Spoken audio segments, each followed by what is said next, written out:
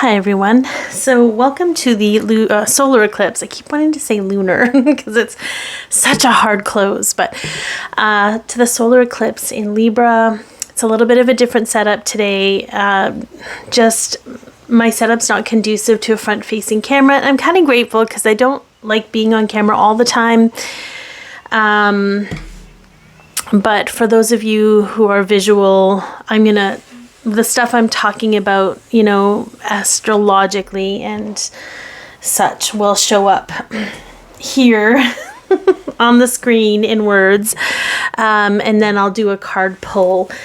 I'm really floored by some of this energy, and it's going to be experienced differently by each individual person. So I'm just going to share with you what I channeled and what came through and what insights came with it, and you can just do whatever you want with it. This is for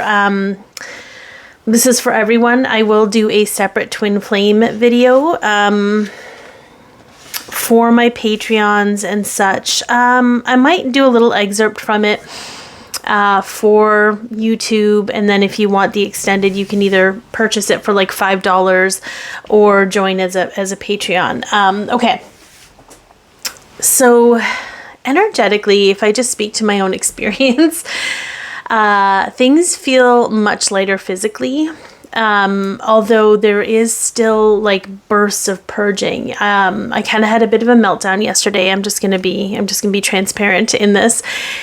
And as I was journaling, they were like, you can't find answers when things are like this. You can't, you're not going to find the answers you seek when there's so much energy moving out and moving through. And I've used this analogy before, but it's kind of like, you're in the middle of a torrential downpour.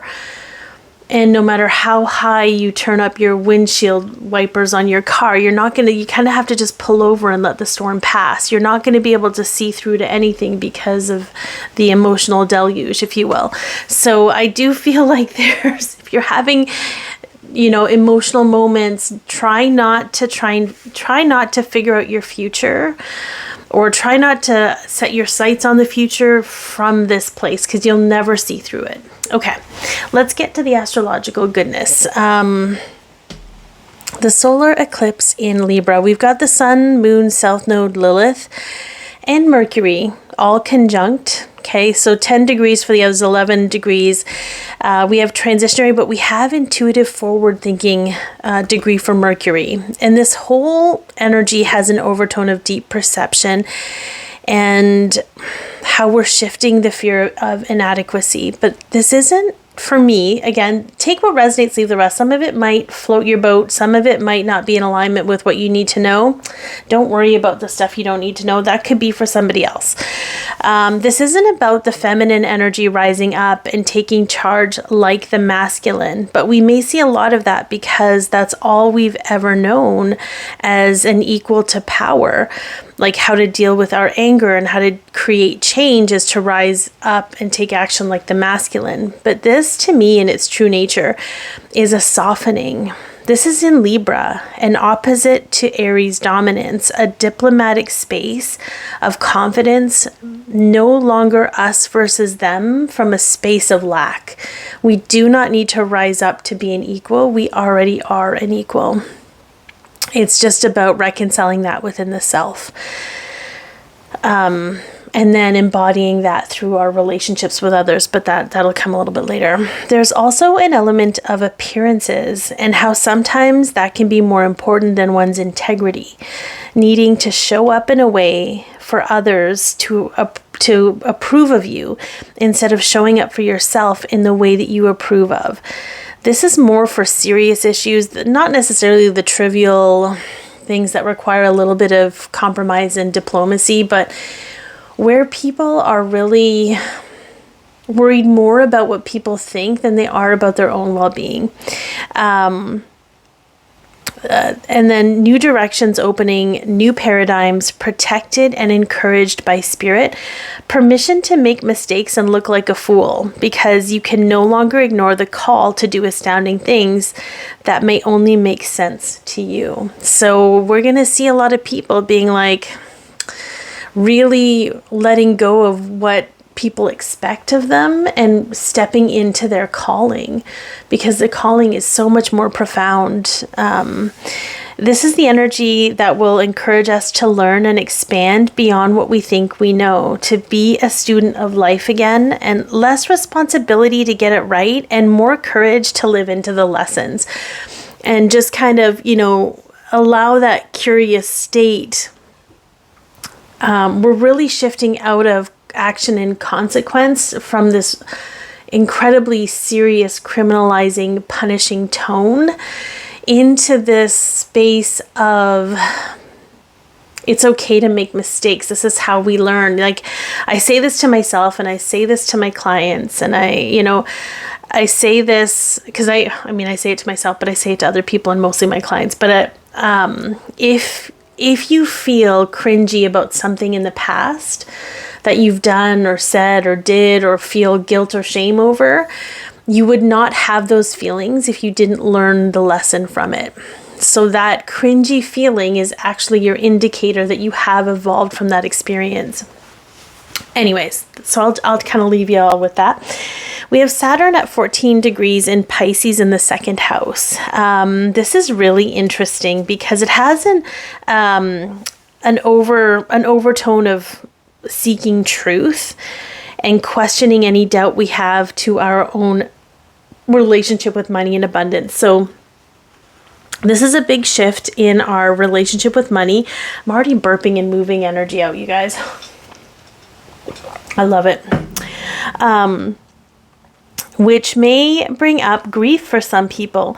It will bring up a feeling of loss because how they've always strived to earn for value has and will be changing. No longer willing to work to live or live to work, the root of lack and scarcity being brought to the surface because no one can afford anything as it is. So it's sort of like, why am I punishing myself, slaving away when I can't even afford life as it is? I mean, all of the financial stuff is changing anyways. Like, we don't have to worry about any of that. I just want to say that out loud, that we will see shifts with that through the rest of the year and the beginning of the new year. But for right now, it's a lot of people wondering why they can't even work to live anymore, So here's the thing. This is going to affect those that are actually about to go through this mass awakening that's about to happen. But it may affect those who have translated their lack and scarcity into their spiritual practice. So if they're still practicing and efforting from a place of lack and scarcity, they will feel this shift. And I do feel it's positive. But there's always that sense of loss when you've always done things a certain way and then you have to change gears and you're not quite sure what gear to go into. So there's kind of that element as well.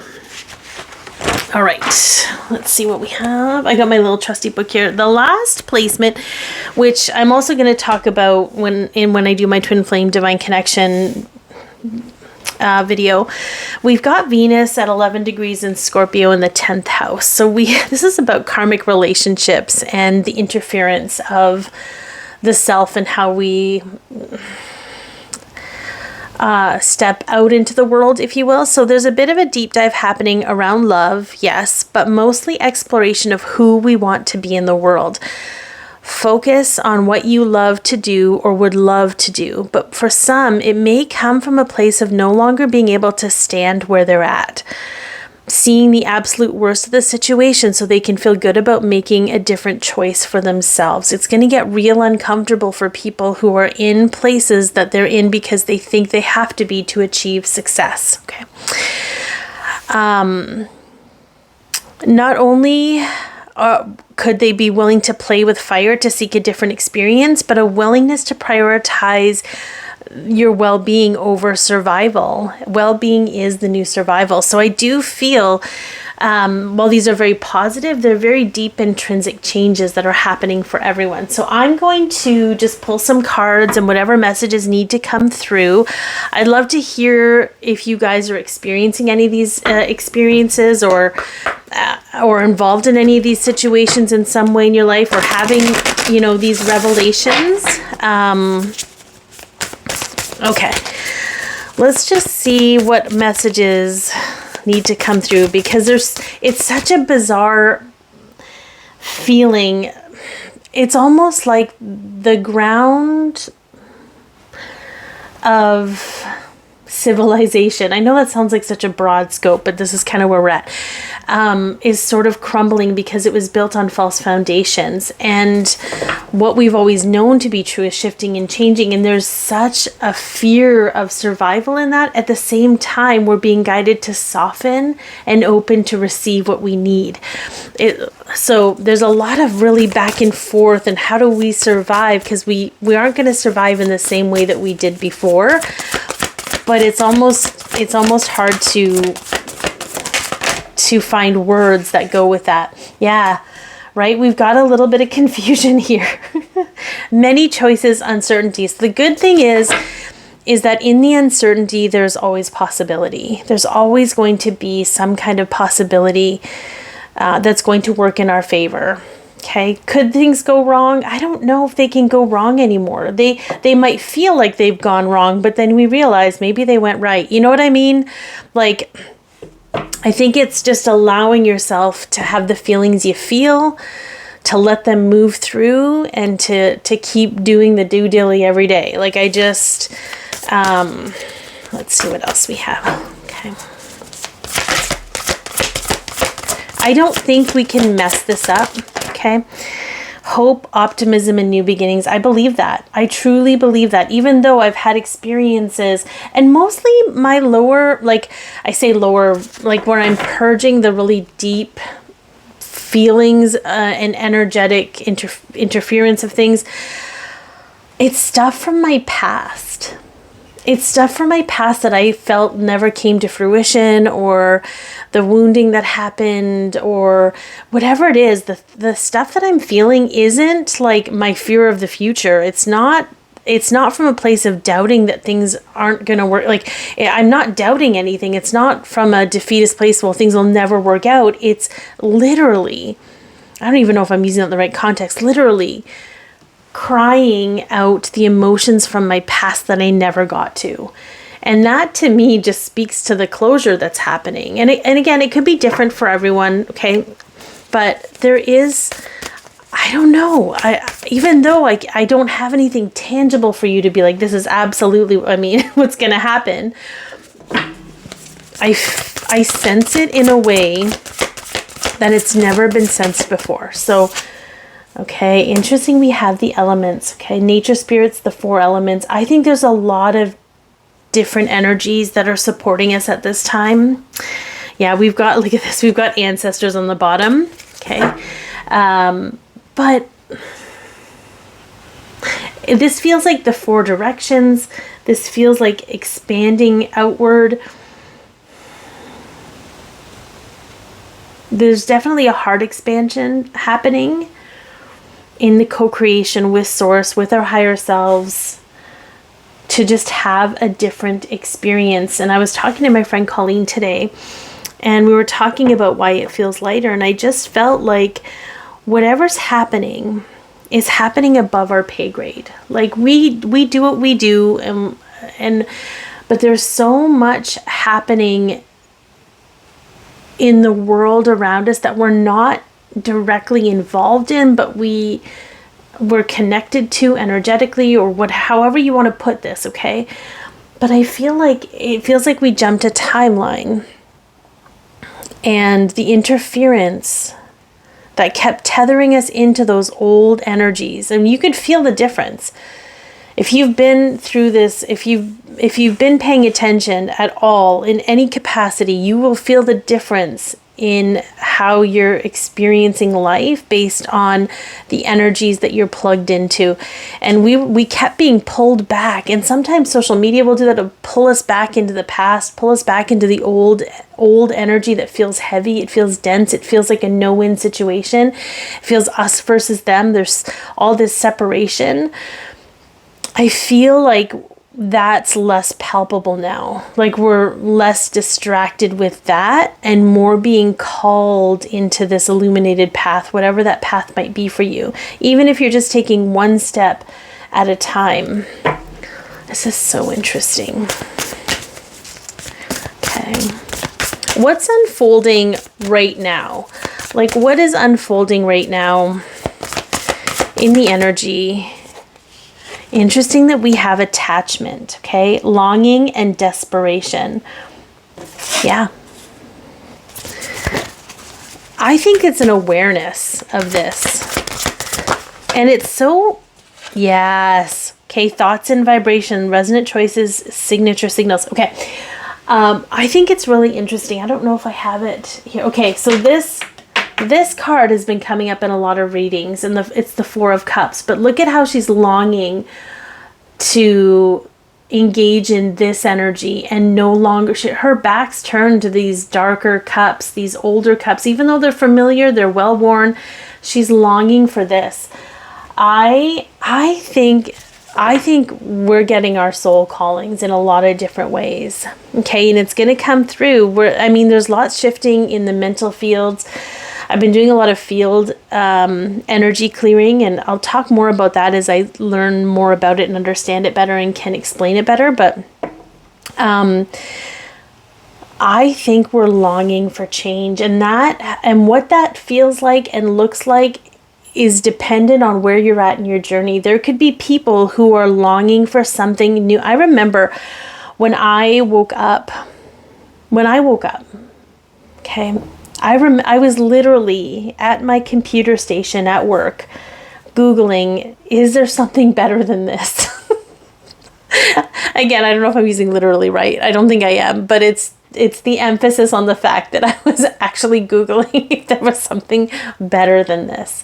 I think there's going to be a lot of people, like let's say they're not awake, but their calling is to wake up. They're going to be longing for that. It may not be like, oh, I'm looking, like when I was Googling, I wasn't like, oh, I'm looking to wake up, spiritually, consciously, whatever. I wasn't Googling that. It may look different to their perspective, but it's something they're longing for change, okay? And so, for those of you who are awake, you might be longing for something else, and that's where your heart is guiding you to go at this time. You might not have the capacity or the answers or the understanding to actually make or take action, and that's okay. It's just the awareness kind of where you're at with it. Okay. Let's see. What is the purpose? What is the energy of this going to be like over the next 6 months? Like, what's going to really translate?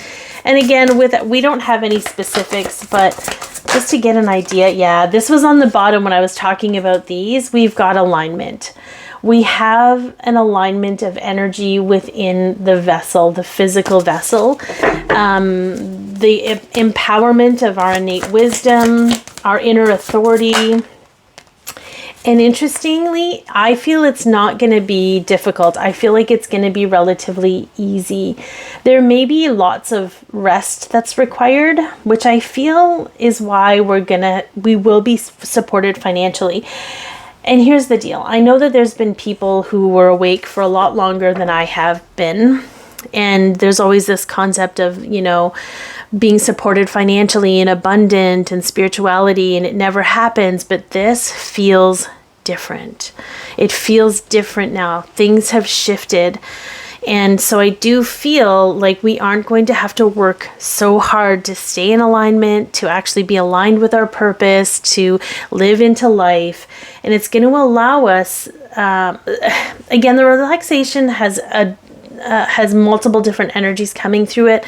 For some, if you remember, even now, I gotta tell you, Like, when our nervous systems are in fight or flight almost 24/7 because of the environments we're in, because of what we're paying attention to, because of whatever we're experiencing, when we have a sense of safety, we have to recover. Our physical body needs to recover. There's going to be recovery in this. There's going to be people waking up and needing to recover. There's going to be those who have been doing the wake up recovery process over the last few years. They are going to be going into a state of their own rhythm and flow where sometimes they'll be productive and sometimes they'll be recovering. It's a complete game changer in how we're going about life, how we're walking through life. And I'm here for it. I got to tell you, I think this is going to be a really beautiful transition for so many people because we're shifting out of defensiveness and fear and into safety and communion and love and connection. And that's all we're really seeking anyways, right? From any aspect or perspective of our being. Okay, so what else do we need to know? Anything that needs to come up? Oh, I love this. Goddess of dreams, vision, intuition, receptivity, 100%. It's so interesting how, yes, up from the depths, releasing difficulty. Absolutely. The whole concept of manifestation, the whole concept of vision and dreaming and receiving. Here's what I'm going to share with you guys. We are stepping out of the responsibility of that, thinking that we are doing this all on our own, and if it doesn't work, then we've done something wrong. Something massive is shifting in this. These are not hoop dreams that you have. These are not concepts that are delulu or like can't really come into fruition. We are merging timelines, and I get that that might be a little bit expansive to understand, but we are merging into higher timelines, which means that the possibility of things unfolding, the world that we knew, it could not be possible. I get that. We are no longer in that world. When I tell you it's the end of the world as we know it by REM has been playing in my head constantly for like a week and a half, I believe it, because the world we knew no longer exists. We don't know how to define this new world that we're stepping into, but it is more conducive to a less sufferable life. And I feel it's okay to believe that. So if there's any part of you that's resisting that, just honor and accept and acknowledge that part of you, because it's still attached a little bit to the world we grew up in. Right? It's trying to be cautious and don't get your hopes up, but this is so worth hoping for. So I hope that this has helped, and I'm sending you all so much love, and take care. Oh my gosh. What even happened? I didn't even realize that this was so askew. I'm not sure what happened, but hopefully you guys got some of the cards. Good Lord. Okay.